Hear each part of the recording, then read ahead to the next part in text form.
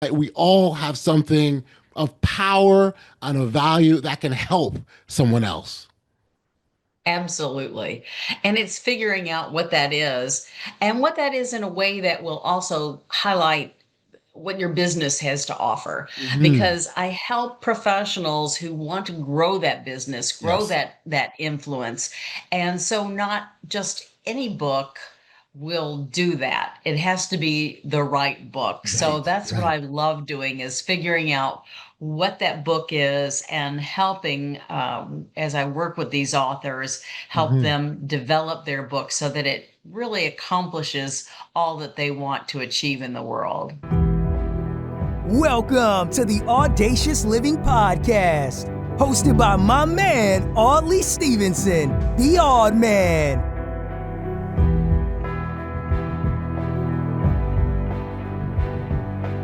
Greetings and salutations. Welcome to the Audacious Living Podcast, where we empower you to live your best audacious life ever. I'm your host, Audley Stevenson. It's always a pleasure to be here with you, sharing insights and inspirations. I really want to thank you for taking time out of your day to join us as you explore the incredible journeys of inspiring guests who embrace audacity in their lives. Now, today we're diving into the world of writing and authorship. And, writing a book isn't just about stringing words together. It's like building a house.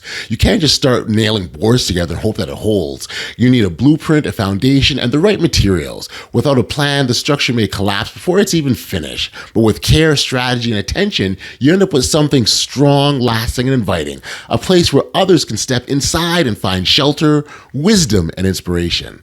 The writing journey can transform your credibility and influence, opening doors and opportunities you never imagined. But stepping into it without direction, again, is like building that house with no design. You'll waste time, energy, and resources. And that's why today we'll talk about the tools that can help, including the ethical use of AI in writing. Just as a builder knows their tools matter, writers must know how to use resources effectively while staying true to their unique story. I'm super excited to introduce today's guest, Cathy Fyock. She's a business book strategist whose mission is to help professionals uncover their unique stories and share their expertise through the power of authorship. With more than a decade of experience, Cathy has coached hundreds of inspiring authors through the process of building from the first brick to the final polish, guiding them all the way through to become published authors. Her insights and passion make her an invaluable resource for anyone ready to build their lasting words. So let's step into the construction side of authorship and dive into this conversation with Cathy.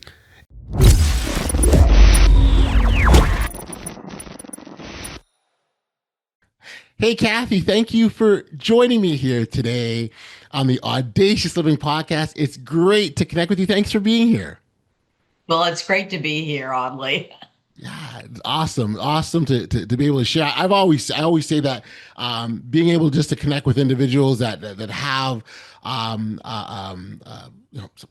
something to share. One, first and foremost, is always nice, but be able to use what they know, their expertise, their knowledge, their insights, perspectives that can help others, on their journey and path is just. I think it's just a beautiful thing.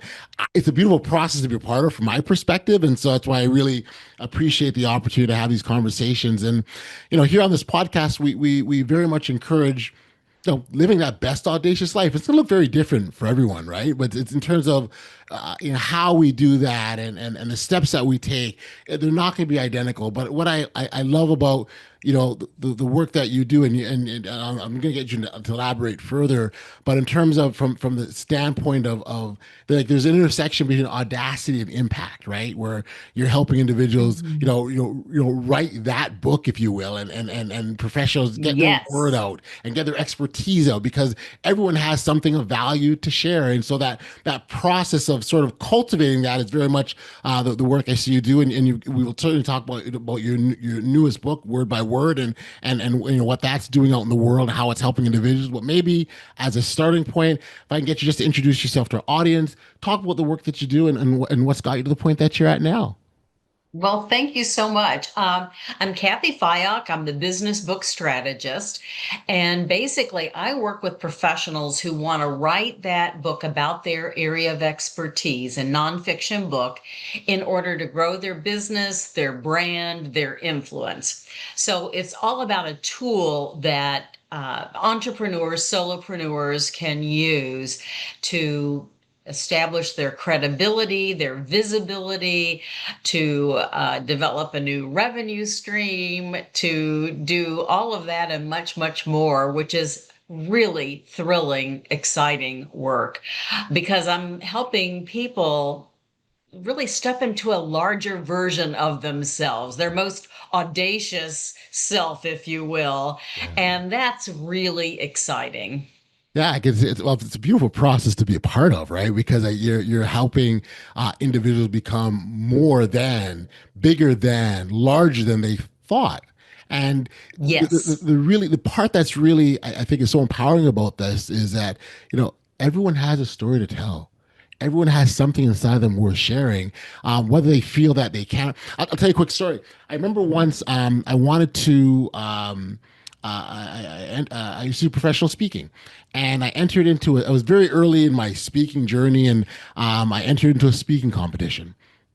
And I got up on stage and I told this story by two young kids, and it was about leadership in action. And my young daughter, who was on the autism spectrum, that couldn't speak, who didn't have words, how she took her brother's hand and led him anyways to the park they wanted to go to, and it was a wonderful story. It's a fond moment to be a part of, and I refer to that often and always. And and said, hey, we all can be leaders, and that's what it's about, and take action. And it was very firm, hit home, felt good. Jumped off stage, pat myself on the back, and I felt great.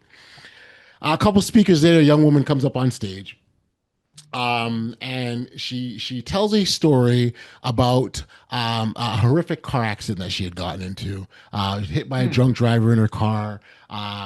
Very, very powerful story. Very descriptive. I mean, talk about the windshield crushing and the metal mangling, and very, very descriptive. But then she talked about her journey. She talked about getting to the other side and what that meant, and finding forgiveness in the driver that hit her. And it was a beautiful, beautiful story. When she was done speaking, the place was teary-eyed. Like everyone, it was just such a powerful, powerful story. And I remember afterwards, and she was awarded the winner, and that was fantastic. And I wanted to congratulate her, gave her a hug, wonderful story. And I remember walking away going, man, I don't have a story like that. Oh my goodness! Like I didn't live a privileged life, but I don't have that kind of trauma that I can relay. And I remember really starting to second guess myself, thinking, well, I can't, I don't have a story to tell. And it took some work to me to realize that, wait a second, no, every story is valuable. Every story has a place, right? It's not that yours is less because you didn't have bad things happen to you, right? That's not it at all. And so so it's just good to underscore that point, that we all have something of power and of value that can help someone else. Absolutely.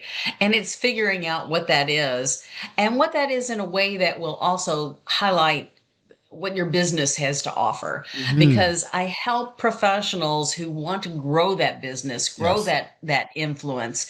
And so not just any book will do that. It has to be the right book. So Right, that's what right. I love doing, is figuring out what that book is, and helping, as I work with these authors, help Mhm. them develop their book so that it really accomplishes all that they want to achieve in the world. Yeah, and I can see that book as complementary to the work that they do, right? Absolutely, which means it's always different, because some of my folks are wellness coaches, Sure. some are wealth advisors, some are realtors. I mean, you name the profession, and I've probably dentists. Worked with these folks, Yes. but the point is, we all have different expertise, we all have different experiences, and it's important for us to share those with others, because Mm. that's part of how we, I think, document our purpose in the world, Yeah, which yeah. is very significant. I think so too. I'd love to hear how your journey to becoming a book strategist and get into this work. What did you land here? Well, it's Is it's what a you fun story. okay? It's a fun story, Okay. okay, oddly. But basically, I never dreamed I would be a book coach. In fact, my first job out of corporate America was as a human resources consultant and coach and author, Mhm. because I realized in that role as a solopreneur, I was going to need to differentiate myself from the market. So I needed to have a book to do that. So my first book was on the aging workforce. It Mhm. was published in 1990, so a long time ago. And but the book and the books that I wrote subsequently really propelled my business in dramatic ways. So Mhm. fast forward to I had left my own business. I was working for someone else's consulting firm. I really wanted to get back to my own business, but didn't know quite what to do. I've been a member of the National Speakers Association for almost my whole career. And the president called me on the phone and said, Kathy, I heard a rumor that you wrote one of your books in less than 6 weeks. Is that right? And I said, well, yeah, actually, I wrote four of my five books in less than 6 weeks. Wow. He goes, Wow. that's amazing. How did you do it? Do you have a process? And I thought for a moment, I thought, nobody's ever asked me that, but I do have a process. He said, would you be willing to give a program for a chapter about your process for writing a book? I'm Wow. like, oh, I would love to do that. He said, but wait, would you be willing to coach two of our members who are working on their books? Would you be willing to coach them and then give a program? And I said, oh, well, you had me at give a program. So I'm I'm in. in. I'm all in. I'm in. So, and I thought to myself, I know it works for me, but I don't know that it works for anybody else. So I started working with these two colleagues who were actually friends of mine. And pretty quickly they said to me, have you ever thought about becoming a book coach? And I said, no, is there such a thing? Is there a need? And they said, oh, yes, yes, yes. So we continued working. And when I gave my program for the chapter, once again, after my presentation, my friends came up to me and said, you know, have you ever thought about becoming a book coach? And I thought, okay, God, I hear you. I'm going in that direction. That was in the spring of 2013, and by Mhm. January 2014, I launched my new business. Beautiful. And I love the way those gentle nudges come our way, right? Like it just Yes. and that's so. And I've always said that the outside perspective of others is so valuable. Oh, it is. I never You know, would have seen it on my own. right, right, Never would have right. seen it. Right, right, and that's because they have this outside view of us, right? They can see from our perspective, and Yes. that we can't. And like it's funny for you hear that school of thought thinking, no, don't pay attention to others, do your own thing, don't let no one deter you, and don't. No, I think you should need to pay attention, right? Even if it's negative, pay attention because that gives you ideas or of areas you can firm up and improve, right? So always, I think Yes, it perspective is gives you a important. perspective that Yeah, you can't have. yeah, So, yes, so I'm so grateful that I love I was tapped on the shoulder for this opportunity because it's opened up. I've been doing this now for 12 years Oh and I wow. love what I do. I Wow. really, That's so really love beautiful. it. That's so beautiful. And I could, yeah, to see the transformation and some of these authors, I guess, is what be the most beautiful part for you, right? Where they start, they're from their Yeah. confidence, because when you write a book, you're establishing yourself as an authority, right? Like you're writing a book and you're that Yes. person, and so you're You are helping people putting get there. yourself out there. Yeah, Yeah. In yeah. a big, big way. And usually there's a lot of stage fright, imposter syndrome, all of that comes into play. So part of my role is helping them get strategically aligned, but part of my role as a book coach is get their head in the right space so that they can move forward and move into this larger version of themselves. Mhm. I think accountability is a big part of what you do as well too, to keep people on task and track. I mean, I know for myself, me personally, I need to do some work to kind of like really get focused on what it is I'm trying to do. So I'd imagine that's a big part of your work. It really is. The thing about writing a book on your own, unless you're under contract from a publisher, it's something you're doing on your own. So there's no real inherent sense of urgency. But I think that's once you hire a coach and say, by golly, I'm going to write this book, then it happens because you've put it out there to the universe and you've taken action, you've got skin in the game. And yes, I hold my clients accountable to doing the work that they said they were going to do. Yeah, yeah. I can see now, we are in the digital age, and I think writing a book even becomes even more important now because of the speed of information and how quickly you can get out there. I want to sort of talk about how the digital aid is aided the book writing process. Well, it's interesting that you asked that because I've always been intrigued with AI. Hmm. And I guess almost 3 years ago now, I started learning about it and thought, as a book coach, I need to be on top of this. And part of the reason is something I haven't shared with you yet is that I, as a book coach, don't really like to write, which seems very counterintuitive. I've written 12 books. I've helped, 250 clients, but I don't really like to write.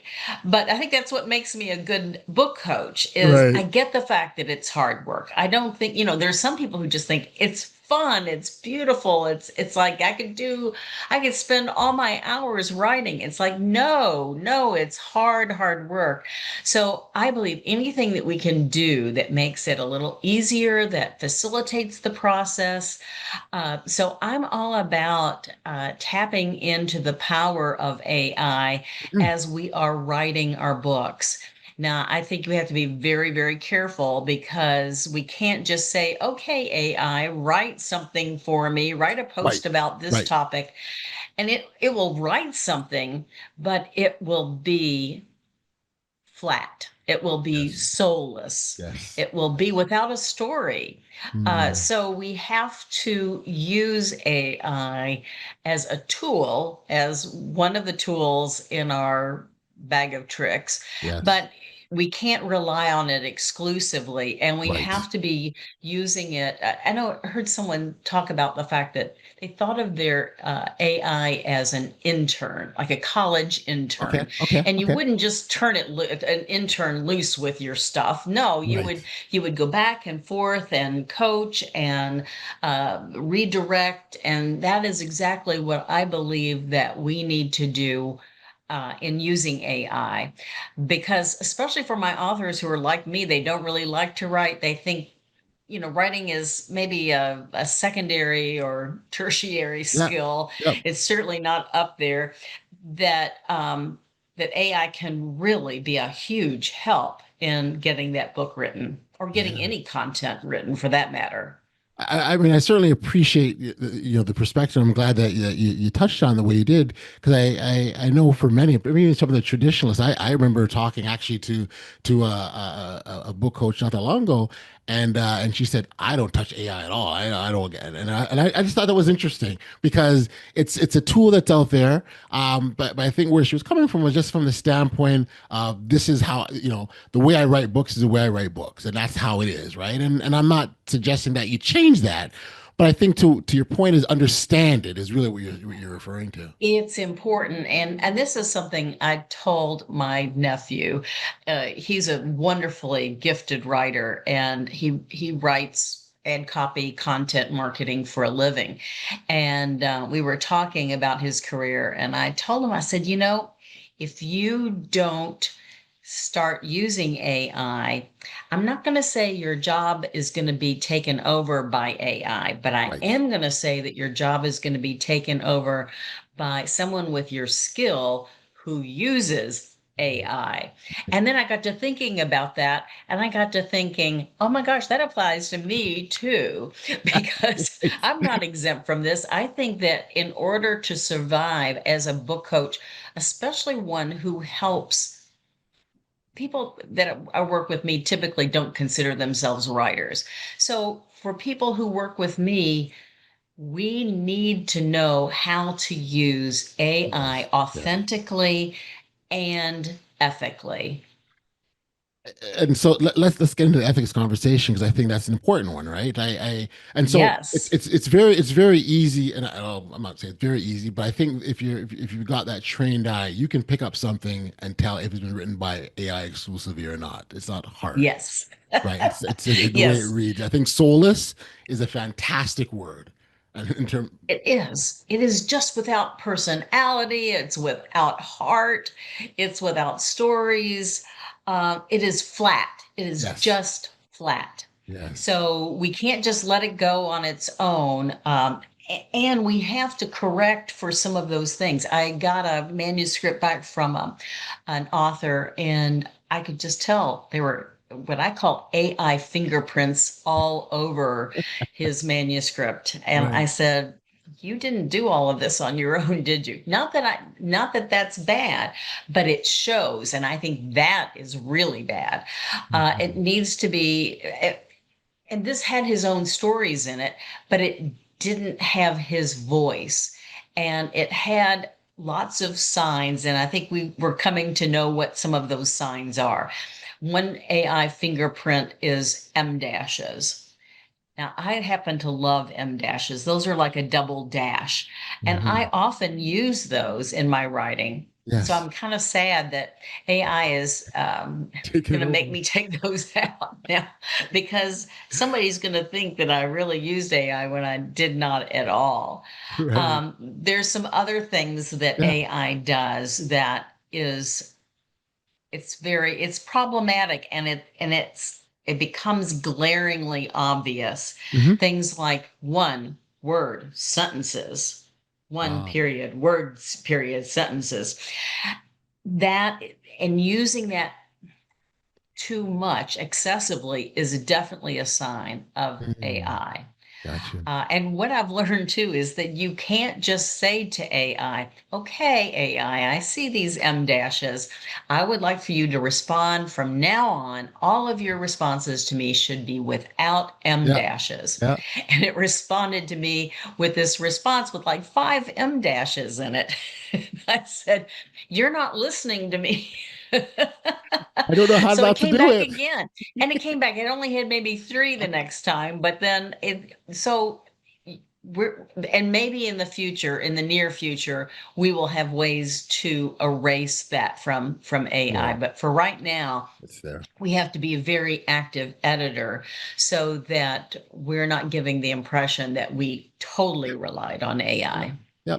So then, how do we ethically use AI then? Well, I think it starts with your own thought leadership. I recently wrote an ebook, my word by word, and I decided I would try using AI in a much more aggressive way. Okay. So, what I found was I needed to start first with the concept, with the idea. And what I was not going to do was what I saw that somebody did on YouTube. I was looking for ways, I was researching ways to use AI. And this guy said, oh, just go to a bestseller on Amazon and look at the summary description, and you copy and paste that and put that into AI and say, now make me a different book based on that. It's like, Mm, no, that is so unethical. That is so inauthentic. That is mm, so wrong on mm. so many levels. Yeah. So, no, what I did in this case was I took a blog post. I'd written a long blog post Yep.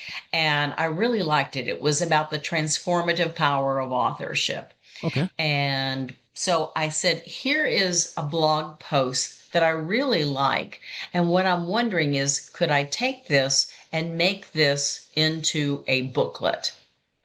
And basically, AI said yes. And here would be the summary description. I'm like, oh, I Mm, like that. Maybe a few changes.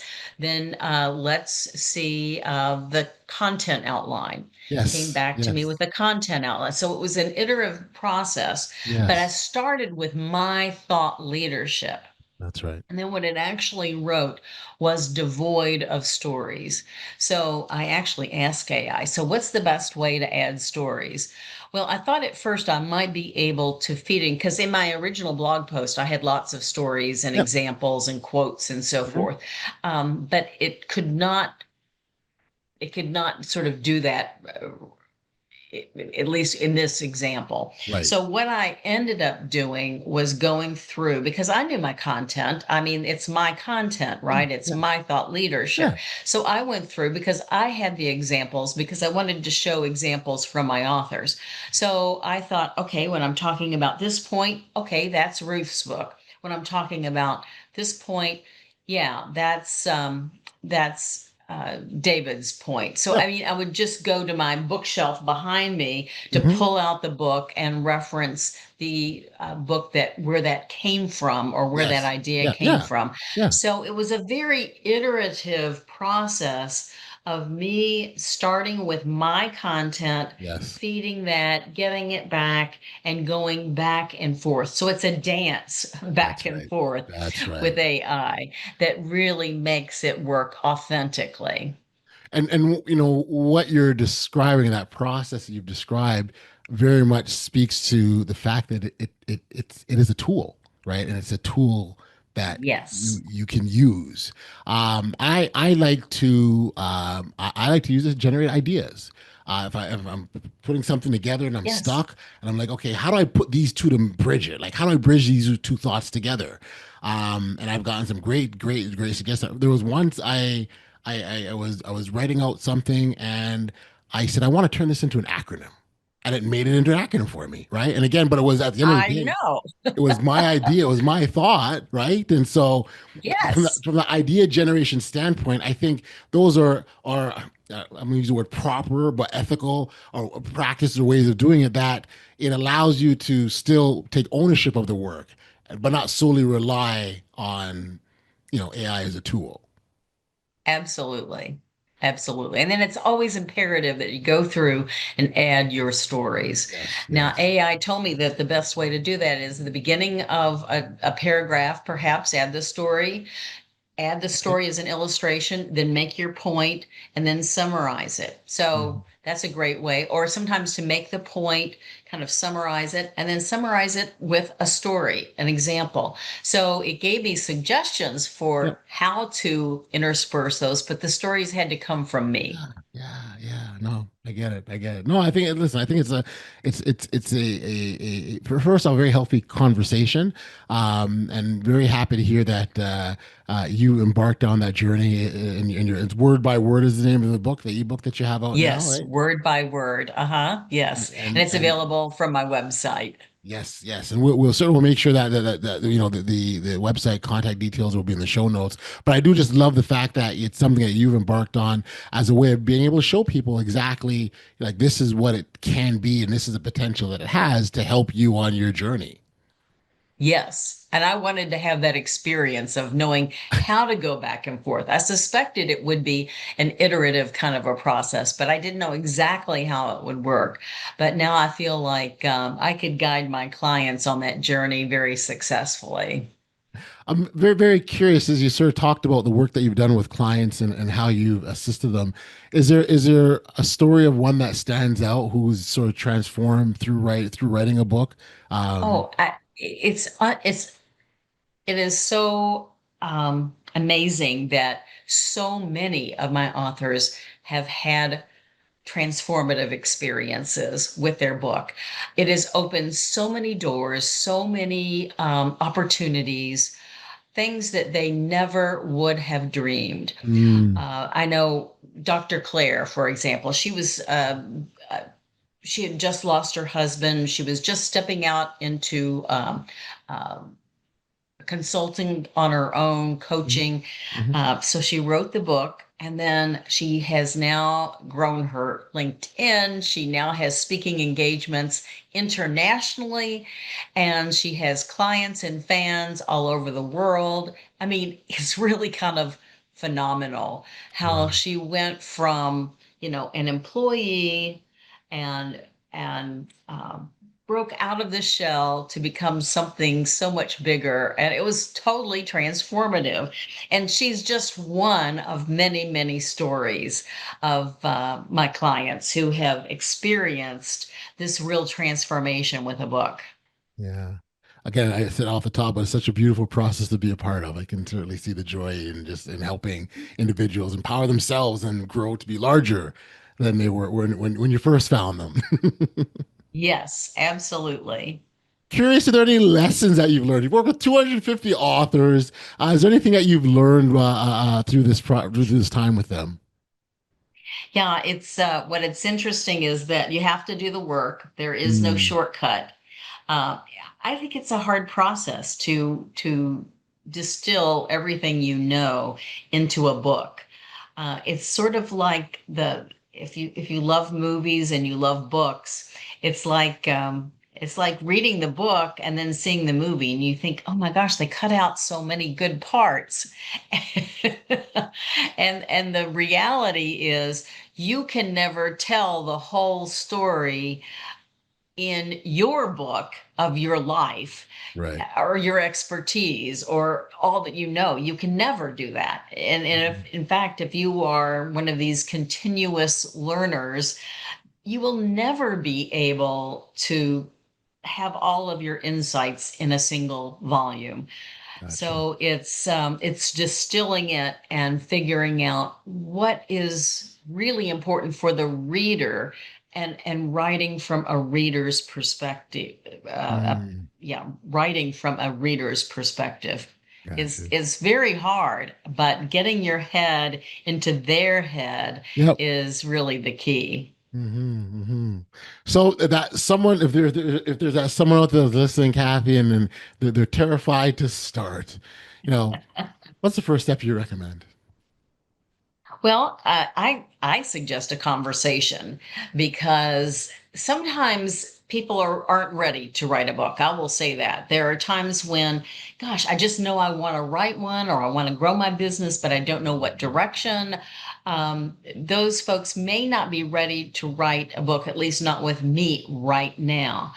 But if you have clarity about your thought leadership, Hmm.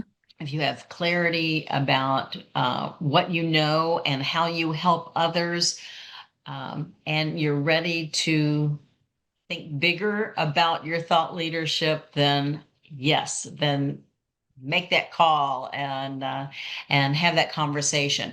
I think it all starts with a strategy session, and Yes. that's the way I work with my clients, where we just determine the big questions. What is this book about, and how does it serve you? How does it serve Mm, the author? We know also how it's going to serve others, but how is it going to serve you in your business? What is the thesis? Who's the targeted reader?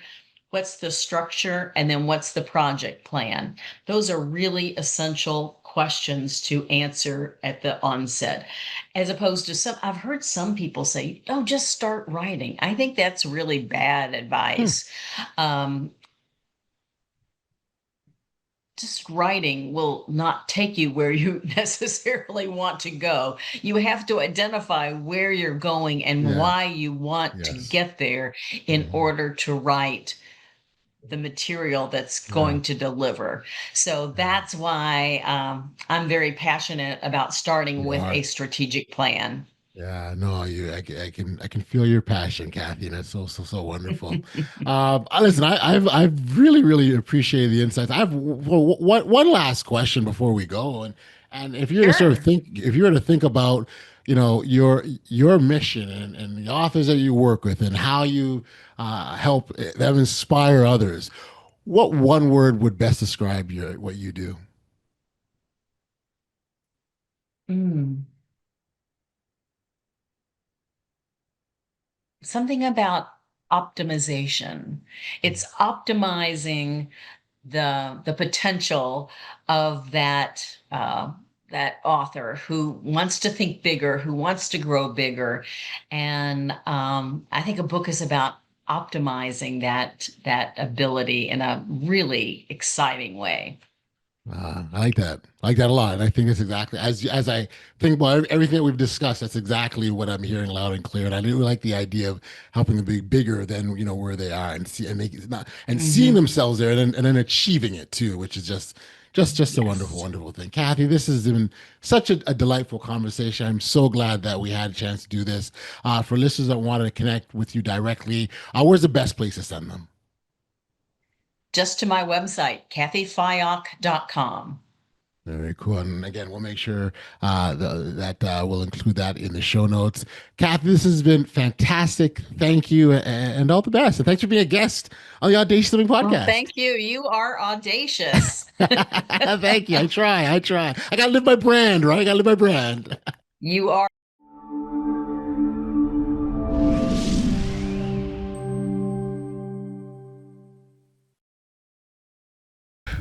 Back we are here on the podcast. What an enlightening conversation with Cathy.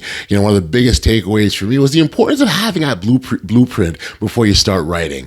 Just like building a house without a solid plan, your structure risks crumbling and your message may never reach its full potential. When I think about our conversation, what I personally loved about this interview was Cathy's just general enthusiasm for helping others discover their unique stories. She reminded us that everyone has a foundation to build on, and the process of writing a book is about more than stacking words. It's about constructing something solid, something that can stand the test of time. I found it inspiring how she helps writers not just with the technical framework, but also with finding their voice to fill the house with life and meaning. If you're eager to connect with Cathy directly and been thinking about writing a book, check out the show notes for her contact details, and don't miss her new ebook. It's available word by word, which is full of practical insights for authors ready to start building their own house of ideas. I want to take this opportunity to thank you for tuning in to another edition of the Audacious Living Podcast. If you've enjoyed today's conversation, please take a moment to like, follow, subscribe, and share with someone who could benefit from our conversation. Your support, of course, helps this podcast grow and reach even more people who are ready to live audaciously. As we close out, remember this: writing your book is like building a house. Lay your foundation with intention, follow your blueprint, and keep building brick by brick. Before long, you'll have created something solid, lasting, and uniquely yours, something that can inspire and shelter others for years to come. Until next time, stay safe, be kind, show love to one another, and be audacious. You've been listening to the Audacious Living Podcast, hosted by Audley Stevenson. If you enjoyed what you heard, be sure to like, subscribe, and share. Until next time, be audacious.